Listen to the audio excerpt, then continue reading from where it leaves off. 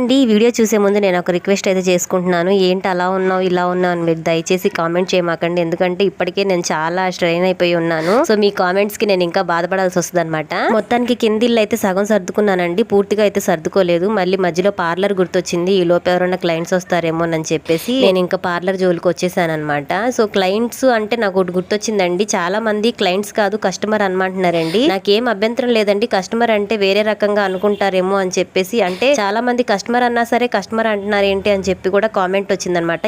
ఎలా అన్నారో ఫస్ట్ నాకు తెలియట్లేదు. పోనీ మీరు కామెంట్ చేయండి ఏమని పిలవాలో. ఎక్కువగా కామెంట్ లో నాకు ఏమని వస్తే అదే పిలుస్తానండి ఇక నుంచి. ఖచ్చితంగా ఈ విషయం మాత్రం నాకు కామెంట్ చేయండి. ఇంకా పార్లర్ విషయానికి వస్తే అంతకు ముందున్న పార్లర్ లో చక్కగా సెట్ అయిపోయినాయి అండి. ఏవి ఎక్కడ పెట్టాలో చక్కగా సెట్ అయిపోయినాయి అనమాట. ఇక్కడ పెద్ద గదులు ఉన్నా సరే నాకు ఎక్కడ పెట్టాలో అర్థం కావట్లేదు. మా హస్బెండ్ నేను తర్జన పడిపోయాం అనమాట. నెక్స్ట్ వీడియోలో ఫర్నిచర్ అంతా ఎక్కడ పెట్టానో చూపిస్తానండి. మీరు ఏమైనా సజెషన్స్ ఇవ్వాలనుకుంటే ఇవ్వండి, నాకు సెట్ అయితే గనక చూసుకుంటాను.